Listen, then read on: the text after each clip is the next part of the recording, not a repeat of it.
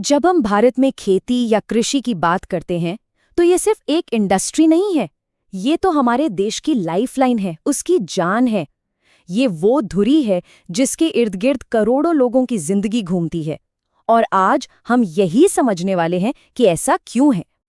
इस बात की अहमियत समझने के लिए बस इस एक आंकड़े पे गौर कीजिए। 2/3।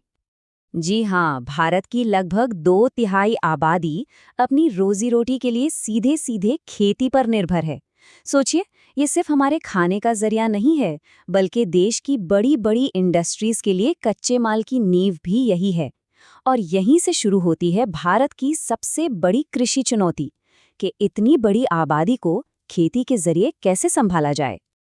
तो इस पूरी चुनौती को समझने के लिए हमें 3 अहम बातों पर गौर करना होगा। पहला, कि वक्त के साथ खेती करने के तरीके कैसे बदले। दूसरा, ये तरीके भारत के मौसम के साथ कैसे तालमेल बिठाते हैं। और तीसरा, इस बहुत ज़रूरी सेक्टर को मजबूत करने के लिए क्या-क्या कदम उठाए गए हैं। देखिए, भारत में खेती की कहानी कोई 100-200 साल पुरानी नहीं, बल्कि हजारों साल पुरानी है। और इस लंबे सफ़र में खेती के तरीके भी बदले हैं, माहौल के हिसाब से, टेक्नोलॉजी के हिसाब से और समाज की ज़रूरतों के हिसाब से। तो चलिए, इस सफ़र को शुरू करते हैं सबसे पुराने तरीकों से और देखते हैं कि ये कैसे बदला। ये है खेती का वो सबसे पुराना, सबसे बुनियादी तरीका जो आज भी भारत के कुछ हिस्सों में आपको देखने को मिल जाएगा। इसमें होता क्या है कि परिवार के लोग ही मिलकर लकड़ी के हल और कुदाल जैसे बहुत ही साधारण औजारों से छोटे छोटे खेतों पर काम करते हैं। यहाँ सब कुछ कुदरत पर निर्भर है, मॉनसून पर और जमीन की अपनी उपजाऊ शक्ति पर। इसी पुराने तरीके का एक रूप है कर्तन दहन प्रणाली। इसमें किसान जंगल के किसी हिस्से को साफ करते हैं, पेड़ पौधों को जलाते हैं और फिर उस जमीन पर खेती करते हैं। कुछ साल बाद जब मिट्टी की ताकत कम हो जाती है तो वो उस जगह को छोड़कर कहीं और चले जाते हैं। और इसका एक फायदा ये होता है कि छोड़ी हुई जमीन को कुदरती तौर पर अपनी ताकत वापस पाने का मौका मिल जाता है। अब इस सिस्टम को इंसानी नजरिए से समझने के लिए रिंझा की कहानी को देखते हैं। असम के एक छोटे से गांव में रहने वाली रिंझा को अपने परिवार को जमीन साफ करते देखना बड़ा अच्छा लगता है। लेकिन उसे ये नहीं पता कि जमीन की घटती उपजाऊ शक्ति का मतलब है कि उन्हें जल्द ही एक नए खेत की तलाश में निकलना होगा। यही इस तरह की खेती का पूरा चक्र है। लेकिन सवाल ये उठता है कि जब आबादी बढ़ जाए और जमीन उतनी ही रहे, तब क्या होगा? तब खेती को और ज्यादा सघन और ज्यादा इंटेंसिव होना पड़ता है। यहीं पर आती है गहन जीविका कृषि।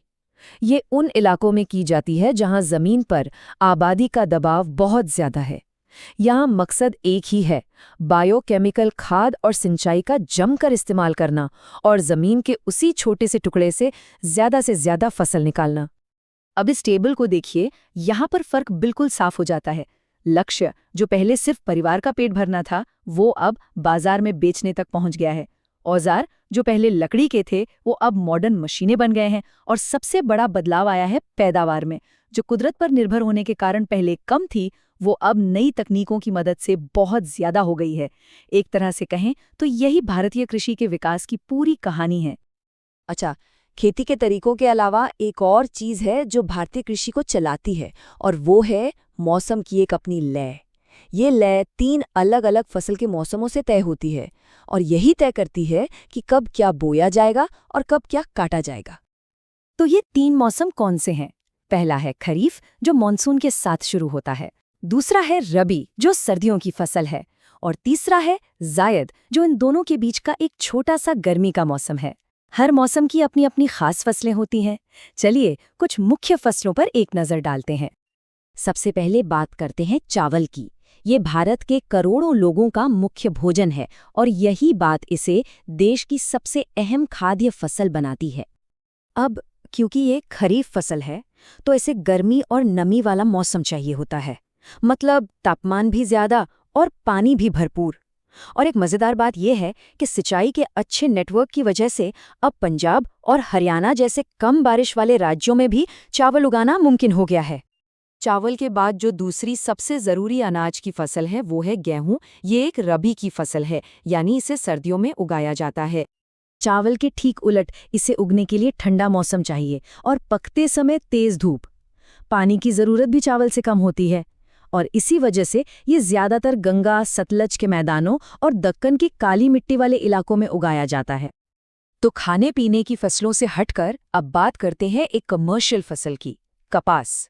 माना जाता है कि भारत ही कपास के पौधे का असली घर है और आज भी ये हमारे कपड़ा उद्योग की रीढ़ की हड्डी है।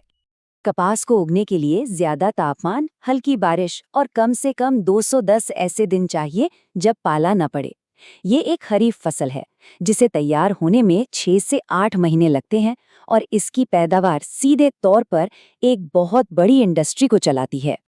अब देखिए, इतनी बड़ी आबादी की ज़रूरतें पूरी करने के लिए सिर्फ खेती के तरीके बदलना ही काफ़ी नहीं था। आज़ादी के बाद भारत सरकार ने खेती में बड़े पैमाने पर तकनीकी और संस्थागत सुधारों की एक लंबी सीरीज शुरू की।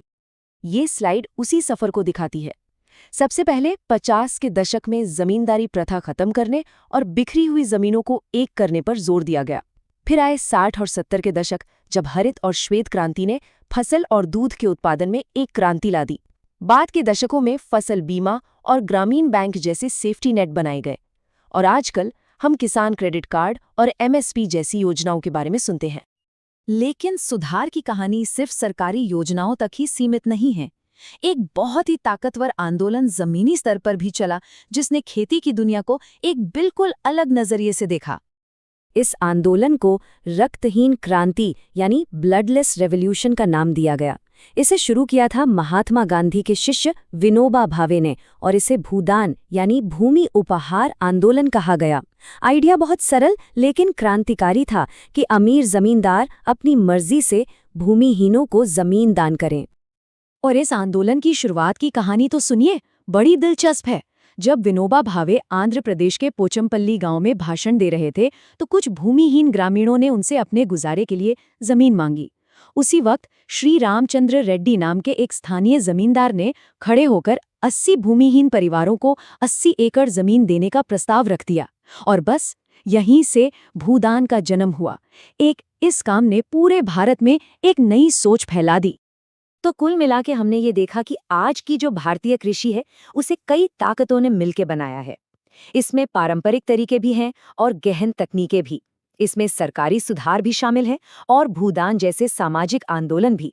ये टेक्नोलॉजी और सामाजिक जिम्मेदारी दोनों की मिलीजुली कहानी है। और ये सब हमें एक बहुत बड़े और अहम सवाल पर लाकर खड़ा कर देता है। इन सारे बदलावों के बाद भारतीय कृषि का भविष्य क्या है? ये एक ऐसा सेक्टर है जो लगातार बदल रहा है, नई नई चुनौतियों का सामना कर रहा है, लेकिन फिर भी हमारे देश की किस्मत के लिए हमेशा की तरह सबसे जरूरी बना हुआ है।